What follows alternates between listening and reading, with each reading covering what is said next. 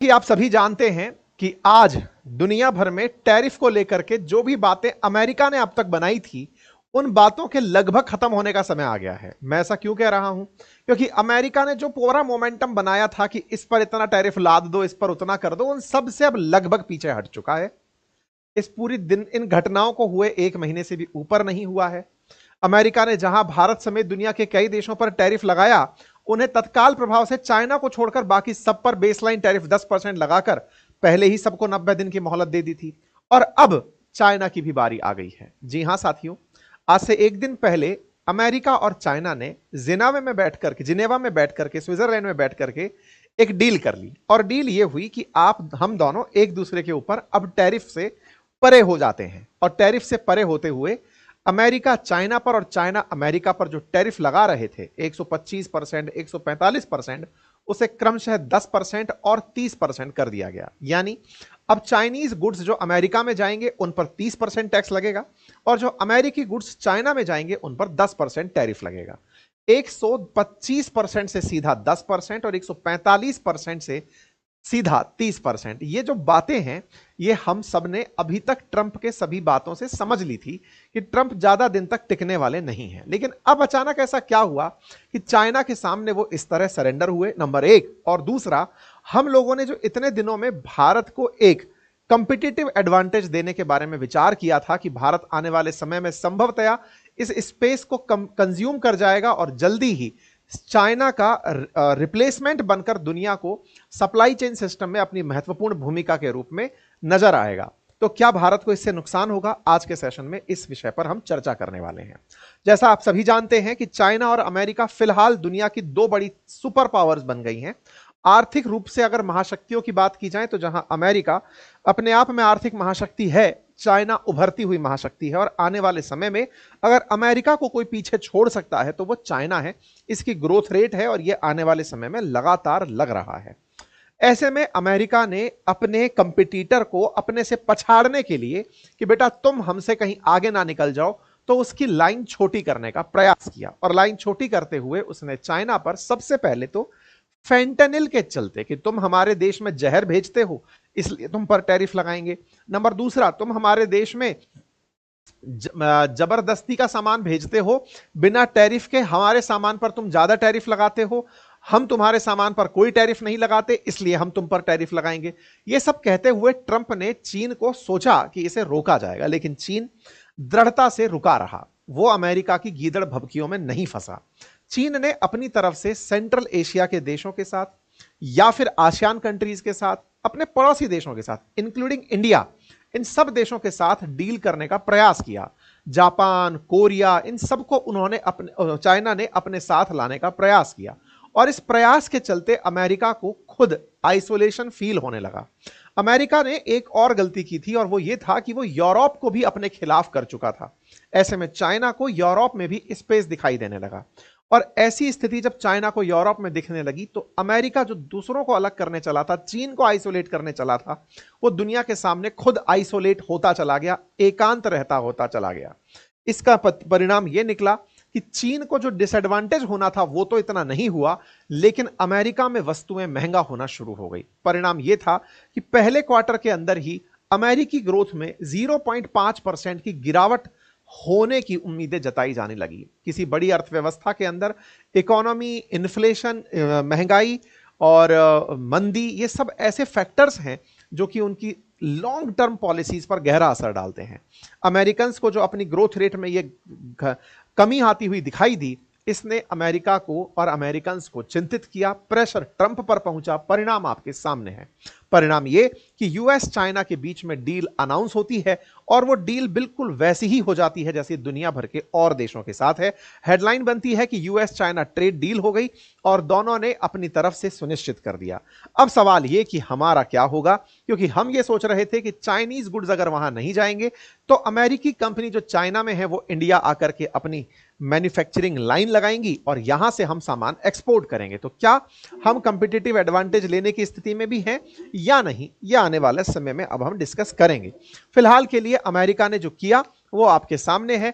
खबर इस तरह से निकल कर आती है, a very good meeting today with China in Switzerland, many things discussed, many agreed to a total reset negotiated in friendly but constructive manner, we want to see for the good of both China and US. मतलब लोगों ने अब Trump की credibility को सवाल में खड़ा करना शुरू कर दिया है। हालांकि प्रोजेक्शंस तो बहुत पहले से ही थे, मैंने एक टीवी इंटरव्यू में ये बात पहले भी बोली थी, मैं आपके सामने उस कटिंग को ही निकलवाने के लिए टीम को बोला हूं कि भैया इसको निकालो। मैं लगभग महीने भर पहले टीवी इंटरव्यू में, नहीं तो 15-20 दिन पहले एक टीवी इंटरव्यू में बोला था ये ज्यादा दिन नहीं चलेगा, 90 दिन तो छोड़ो, बहुत जल्दी ही ये सब चीजें नॉर्मल हो जाएंगी, महीने भर के अंदर ये सब नॉर्मल हो जाएंगी, और वो हो भी चुकी हैं। बस मैं अब आपके सामने वो रेफरेंस भी रख दूंगा कि देखो भाई ये आदमी पलट गया है। ये पलटना लोगों को भी पता था कि ये पलटेगा। इसके पलटने के मेजर रीजन ये थे कि ये बहुत ही बिना गणित के यानी कि अनकैलकुलेटेड मैनर में किए गए टैरिफ थे। इन्होंने अब तक अमेरिका को जिस तरह बनाया बढ़ाया था, पिछली बार भी इसका टर्म रहा था, इससे पहले भी जो राष्ट्रपति रहे हैं उन्हें, और उससे पहले भी बहुत सारे अर्थशास्त्री अमेरिका के विकास में योगदान दे चुके हैं। अचानक ये इतना तेजो नहीं हो गया कि आया और आकर के तुरंत प्रभाव से कि ये लो टैरिफ, ये मारो, ये हटाओ और मैं सबको सही कर दूंगा। अब तक जो थे सब गलत थे। वो बिल्कुल वैसा बच्चे की तरह बिहेव किया जैसे समुद्र के किनारे बने घरों को कोई नालायक बच्चा आए और तोड़ दे और कहे कि नहीं अब दोबारा से बनाएंगे और मैं बनाऊंगा जो सुंदर होगा। कुछ वैसी हरकत ये व्यक्ति करता चला गया। लेकिन चलो लौटकर बुद्धू घर को आया, जल्दी ही आ गया, और जल्दी आते ही वर्ल्ड के अंदर जो ट्रेड डिसरप्शन हो रखा था, जिसके चलते लगभग दुनिया भर के हर बाजार में एक अनसर्टेनिटी थी, उस अनसर्टेनिटी को अब एक विराम लगा है। और ऐसा लगते हुए इस विराम ने मार्केट को नई उम्मीदें दे दी हैं। और कल बाजार जो उठा था वो इन्हीं उम्मीदों के चलते उठा था। कल मैंने बातें बाजार की पर जो सेशन किया था वो इसी की क्रोनोलॉजी में था, यही बताने के लिए था कि चीन अमेरिका के बीच चल रही ये रसाकसी अब खत्म हो गई है और ऐसे में ये दोनों लोग ट्रेड में अब आगे बढ़ेंगे। अब फिलहाल के लिए एक बड़ा सवाल यहीं पर रह जाता है और वो ये है कि अमेरिका और चीन के बीच में जितना भी व्यापार होता है उससे अमेरिका को 24 लाख करोड़ रुपए का घाटा होता है। घाटा क्यों होता है कि अमेरिका से चीन को सामान निर्यात तो कम होता है लेकिन आयात ज्यादा करता है। अमेरिका जब सामान ज्यादा मंगाता है तो उससे घाटा होता है। यह बात अमेरिका सबको कहता रहा कि देखो मैं ज्यादा मंगाता हूं इसलिए मैं लोगों पर कृपा करता हूं। लेकिन अमेरिका यह बात दुनिया को समझाने में नाकामयाब रहा कि भैया आप सामान इसलिए मंगाते हो क्योंकि सामान सस्ता है। ये बिल्कुल वही वाली बात है जैसे इसने मैक्सिको और कनाडा के साथ कही। ये कहता है कि मैं तुम पर एहसान करता हूं तुम्हारे यहां से सामान मंगाकर। दुनिया भर के देश कहते रहे कि माननीय सामान आप मंगा नहीं रहे हो, हमारे यहां का सामान सस्ता है, आप अगर इसे अपने यहां बनाएंगे तो ये बहुत महंगा पड़ेगा। और कोई भी मैन्युफैक्चरिंग लाइन एक दिन में नहीं लगती है कि आप आए और आपने आते कहा कि लो जी अब सामान इधर बनाओ, ऐसा नहीं होता है। आपको उसके लिए लोग चाहिए होते हैं, वैसे कि वैसे ही आपको कार्मिकों की जरूरत पड़ती है, काम करने वालों की जरूरत पड़ती है। और आपने जो ये बात कही कि मैं तो बस तुरंत प्रभाव से सब बदल दूंगा, मेक अमेरिका ग्रेट अगेन कर दूंगा, ये केवल बयानवीर थे आप पलटीबाज थे और आप पलट गए। तो ट्रंप की क्रेडिबिलिटी जो पलटी मारने की है वो धीरे धीरे सबके सामने आती जा रही है कि बढ़िया पलटीबाज आदमी है। जिस तरह के चिंता का विषय है, निश्चित ही चिंता का विषय है, क्योंकि चाइना जिस तरह से भारत पाकिस्तान कॉन्फ्लिक्ट में पाकिस्तान के साथ जाकर खड़ा हुआ, उस स्थिति में पाकिस्तान को भी हिम्मत मिली कि साहब अब हमारे साथ वो है जो हमारी सॉवरेनिटी की रक्षा करेगा। हालांकि ये पाकिस्तान की गलतफहमी है।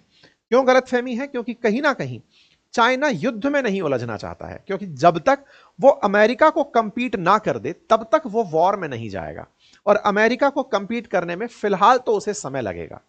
ऐसे में वर्ल्ड की महाशक्ति बनने तक वो केवल सप्लाई चेन बना रहेगा और वो ऐसे में पाकिस्तान जैसों को केवल भरोसा देकर चलेगा कि हां मैं तुम्हारे साथ हूं और तुम्हारे साथ भारत के खिलाफ षड्यंत्र रच सकता हूं, लेकिन मैं कुछ और नहीं करूंगा।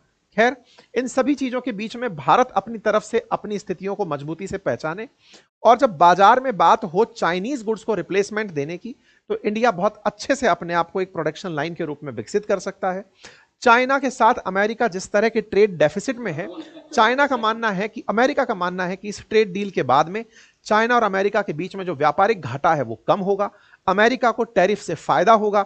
10% टैरिफ ही अमेरिकी गुड्स पर लगेगा, इसलिए सामान बढ़ेगा, अमेरिकी सामान ज्यादा चाइना में बिकने जाएगा और चाइनीज गुड्स पे 30% टैरिफ है। तो ऐसे में अमेरिका टैरिफ से पैसे कमाएगा और टैरिफ से कमाए पैसे से ट्रेड डेफिसिट जो लगभग 1.2 ट्रिलियन डॉलर के लगभग का है, बोले उसमें हम लोग कमी करने में कामयाब होंगे। तो सबके अपने अपने पक्ष हैं। परिणाम फिलहाल के लिए कंपनियों के स्टॉक्स में निकल कर आए हैं। पिछले 5 दिनों के अंदर एनवीडिया के स्टॉक में 10% की बढ़त देखी गई है। टॉप ट्रेडिंग कंपनीज ने बढ़िया से परफॉर्म किया है और अमेरिका चाइना से, जिन्हें चाइना में व्यापार करके फायदा होता था, वो अमेरिकी कंपनियां स्टॉक में बढ़िया कर रही हैं। अमेरिका निश्चित ही जिस घटना को अभी देख चुका है कि उसके स्टॉक, उसके जीडीपी के अंदर एक श्रिंक था, अब उस श्रिंक से वो इवॉल्व हो पाएगा आने वाले टाइम में, ऐसा हम मानते हैं। बाकी देखते हैं इस प्राणी के दिमाग में आगे आने वाले समय के लिए क्या है। फिलहाल के लिए इतना ही। जानकारी पसंद आई हो तो साथियों से साझा करें। चैनल पर नए हैं तो सब्सक्राइब करें।